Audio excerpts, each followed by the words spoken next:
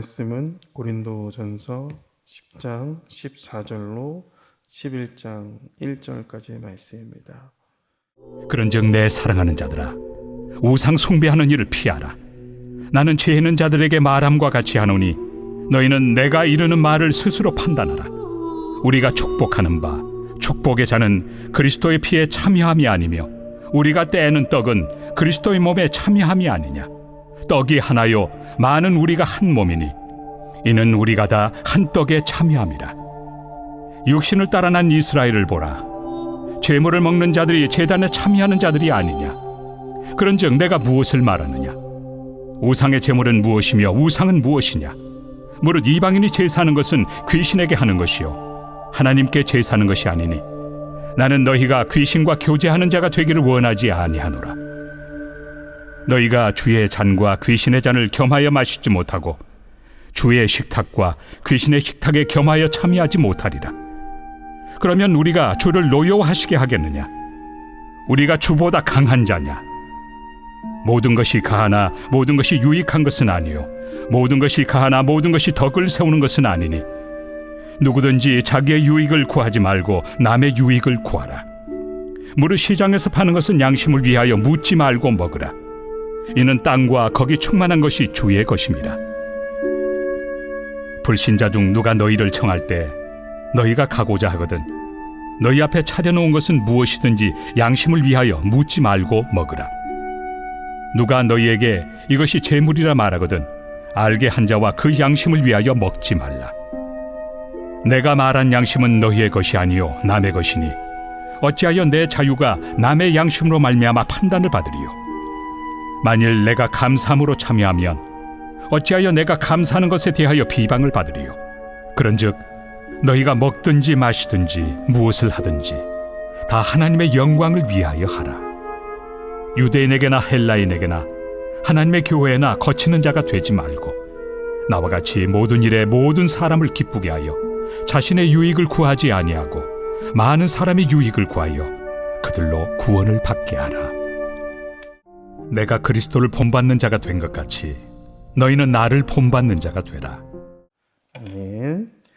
오늘 말씀의 시작은 단호하게 명령하죠. 그런즉 내 사랑하는 자들아 우상 숭배하는 일을 피하라 라고 말씀을 시작합니다.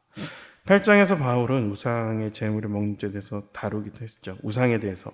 우상은 세상에 아무것도 아니게 제물을 먹는다고 해서 우리의 신앙이 곧바로 잘못되는 것이 아님을 인정했습니다.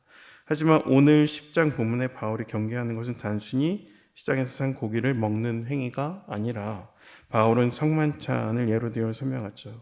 우리가 주의 만찬에 참여하고 떡을 떼고 잔을 나눌 때 그것은 단순히 그냥 식사하는 것이 아니라 그리스도의 십자가의 은혜에 동참하고 그리스도의 연합하는 거룩한 교제가 됩니다. 또 이방인의 제사에 대해서도 언급하죠. 바울은 20절에 무릇 이방인이 제사하는 것은 귀신에게 하는 것이요 하나님께 제사하는 것이 아니니 나는 너희가 귀신과 교제하는 자가 되기를 원하지 아니하노라 라고 분명히 말합니다. 아무리 속마음에 나는 하나님만 믿는다, 우상은 없다, 가짜다라고 생각할지라도 우상 숭배하는 자리에 앉아 그들과 함께 제물을 먹고 마시는 행위는 귀신과 교제하는 것이다 라고 이야기하는 거죠. 하나님과 교제하며 귀신과 교제하는 것은 있을 수 없다 말하는 거죠. 과거의 은혜, 내가 어떤 교회의 어떤 직분이든 오늘의 구원과 어떤 영적인 어떤 안전을 자동으로 우리를 보장해 주지 않죠. 자신이 어떤 신앙의 연륜을 가졌던 어떤 자리에 있던 어떤 직분에 있든 흔들리지 않을 것이라 결코 자만할 수 없다는 거죠. 죄의 유혹 앞에서는 내 의지를 믿고 싸우기보다 그 차이를 피하는 것이 지혜다라는 거죠. 하나님 아닌 다른 것이 높이는 그 우상 숭배 자리가 있다면 이런 마땅히 피해야 된다는 거예요. 우상 숭배 자리를 피함을 가르친 이 바울이요, 이제는 일상 속에 겪게 되는 상황들로 이야기하죠. 23절에 보니까 모든 것이 가나 모든 것이 유익한 것이 아니요 모든 것이 가나 모든 것이 덕을 세우는 것이 아니다라고 이야기합니다. 새 번역에서는 허용이란 단어를 표현했더라고요. 그러니까 그리스도 안에서 우리에게 모든 것이 허용이 될 수 있습니다. 그럼에도 불구하고 허용됨이 언제나 공동체의 유익을 주거나 덕을 세우는 것은 아니다라는 거죠. 바울은 신앙의 성숙함을 가르치는 기준을 내가 무엇을 할 수 있느냐가 아니라 그 행동이 타인에게 어떤 영향을 미치고 있는가라는 거죠. 바울은 이 원리를 적용해서 세 가지 구체적인 상황들을 예로 들어서 이야기합니다. 바로 25절 보면 시장에서 파는 고기를 먹을 때라는 거죠. 당시 시장에서 난 고기는 우상에게 바쳐졌던 그런 재물일 확률이 높았습니다. 그러나 바울은 이 양심을 위해서 묻지 말고 먹으라라고 말합니다. 땅과 거기에 충만한 것이 다 주님의 것이기에 모든 것을 먹을 수 있다라는 거죠. 고기 자체가 불정한 것이 아니기에 감사함으로 받으면 버릴 것이 없다라는 것이죠.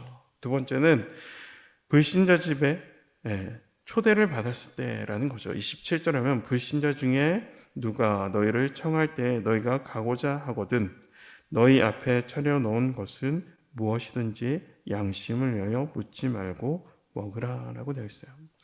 불신자, 이웃의 정성껏 차려준 음식을 대할 때도 이 고기가 제사상에 올라갔던 것, 우상숭배의 자리에 있었던 것라고 묻지 말고 따지지 말고 양심에 거리낌 없이 먹어도 된다라는 거죠. 굳이 물어보면서 그 자리의 분위기를 깨거나 스스로 양심의 가책을 받을 그럴 필요가 없다라고 이야기합니다.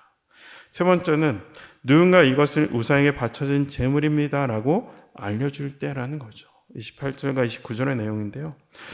이 세 번째 사항이 중요한 것 같아요. 만약 식사 자리에서 연약한 성도나 불신자가 있다면 여러분 이 고기가 사실 방금 어느 우상에게 제사를 지내고 온 고기다라고 말했다면 그때는 그 알게 한 사람과 그 양심을 위하여 먹지 말아야 된다라고 이야기하죠.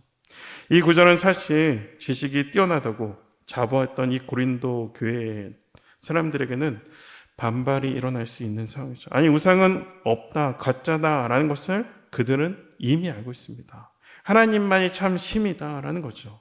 그러므로 하나님이 주신 음식이라고 감사히 먹으면 되는데 왜 저 사람의 마음과 약한 양심 때문에 내가 고기를 먹을 수 있는 자유를 판단받고 침해당해야 되는가라는 것이죠.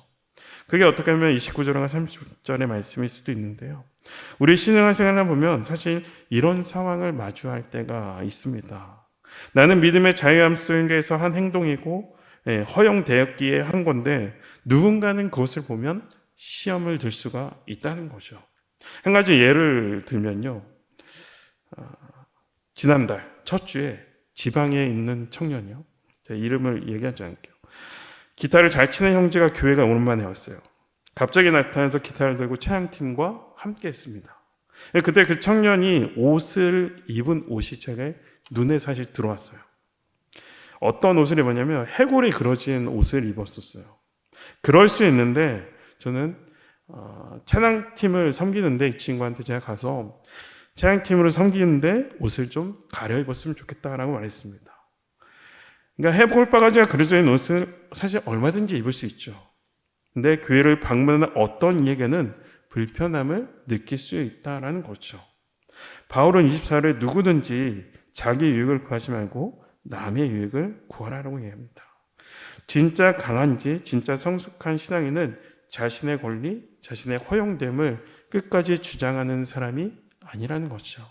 연약한 형제를 걸려 넘어지지 않을 수 있도록 기꺼이 자신의 정당한 권리와 자유마저 포기할 줄 아는 사람이 성숙한 사람이다라는 거죠. 내가 먹을 권리, 내가 멋지게 느끼는 옷을 입을 권리, 내가 누릴 자유가 중요합니까? 아니면 그리스도께서 십자가에 피 흘려 구원하신 한 영혼이 중요한가라는 거죠. 내가 지닌 자유로 인해서 누군가의 양심을 거리끼게 되고 그 신앙이 흔들릴 줄 안다면 그 자유는 어쩌면 자유일 수 없다는 것이죠. 바울은 지식보다 사랑 위에 있어야 함을 이야기하는 것이죠. 내 권리보다 형제의 생명이 먼저임을 알려줍니다. 그래서 10장 31절에 그런즉 너희가 먹든지 마시든지 무엇을 하든지 다 하나님의 영광을 위하여 하라라 라고 얘기하죠. 하나님을 영광을 위한다는 것은 거창하고 특별한 어떤 종교적인 행위를 통해서만 이루어지는 것이 아니라는 것이죠. 바울은 먹든지 마시든지라는 가장 일상적인 원초적인 삶을 행위를 통해서 언급한다는 것이죠. 매일 반복되는 식사와 이웃과의 교제, 일터의 어떤 소소한 결정 등 그런 것들을 통해서 우리가 숨쉬며 살아가는 모든 순간이 하나님께 영광을 드러내는 그 자리가 될 수 있다는 거죠. 그럼 구체적으로 어떻게 사는 것이 하나님을 위한 삶인가? 하나님께 영광을 위한 삶인가를 보면 32절에 보니까요. 유대인에게나 헬레인에게나 하나님의 교회에게나 거치는 자가 되지 말라라고 했죠. 이 거치는 자를 제가 세 번역에 보니까 걸림돌이라는 표현을 했더라고요. 또 33절 보니까 나와 같이 모든 일에 모든 사람을 기쁘게 하여 자신의 유익을 구하지 아니하고 많은 사람의 유익을 구하여 그들로 구원을 받게 하라라는 거예요. 33절을 제가 세 번역으로 보니까요. 나도 모든 일을 모든 사람의 마음에 들게 하려고 애씁니다. 그것은 내가 내 이로움을 구하지 않고 많은 사람의 이로움을 추구하며 그들이 구원을 받게 하려는 것입니다. 라고 되어 있어요. 하나님의 영광은 영혼 구원과 연결되어 있다는 거죠. 한 영혼이 하나님께 돌아서 생명을 얻을 때 하나님은 가장 크게 영광을 받습니다. 그러므로 우리가 일상에서 내릴 수 있는 수많은 선택의 기준은 이런 것 같아요. 이 일이 하나님을 기쁘시게 하는 또 영광을 돌리게 하는 일인가? 또 이 일이 다른 사람에게 유익을 주는가? 또 이 일이 교회 공동체에 덕을 세우는데 도움이 되는가라는 것이죠. 사도 바울은 이 원리를 그저 말로만 가르치지 않았죠. 그는 자신의 삶을 던져서 이 원리를 살아냈습니다. 그래서 바울은 11장 1절에 내가 그리스도를 본받는 자가 된 것 같이 너희는 나를 본받는 자가 되라 라는 거죠. 그리스도께서 우리를 위해서 하늘의 영광과 보좌를 버리고 가장 낮아지심으로 우리를 구원하셨던 것처럼 바울도 그리스도를 본받아 자신의 권리, 자신의 잃은 모든 것을 배설물처럼 여겼고요. 그리고 이제 고린도 교회 성도들에게 나아가 오늘 이 말씀을 듣는 우리 모두에게 동일하게 요청하는 거죠. 내가 지금 내딛는 이 발걸음이, 내가 지금 하려는 이 선택이, 내가 지금 무심코 뱉으려 하는 이 말이 다른 이들에게 유익을 끼치고 있는가? 교회 공동체에 덕을 세우고 있는가? 더하여 참으로 하나님께 영광을 드러내고 있는가? 우리는 각자 유익을 내려놓고 타인의 유익을 구하며 먹든지 마시든지 다 하나님의 영광을 위해 살아가는 오늘도 그렇게 살아나는 저와 여러분 되시기를 축복합니다. 기도하겠습니다. 하나님, 우리에게 남을 배려하고 이웃의 유익을 구하는 그런 넉넉한 마음을 주시옵소서. 또 무엇보다 그 하나님의 사랑, 그 하나님의 사랑의 마음을 가득 부어주셔서 그 사랑으로 채워지는 저희들 될 수 있도록 인도하여 주시옵소서. 그리하여 내 권리와 자유를 앞세우기보다 형제를 실족하게 하는 어리석은 자 되지 않게 하시고 그리스도께서 우리를 위해 모든 것을 내어주신 것처럼 우리도 누군가를 위한 삶을 살게 하여 주시옵소서. 먹든지 마시든지 무엇을 하든지 오직 하나님의 영광만을 위하여 그렇게 살아가는 삶이 되게 하여 주시옵소서. 감사드리며 예수 그리스도 이름으로 기도드립니다. 아멘.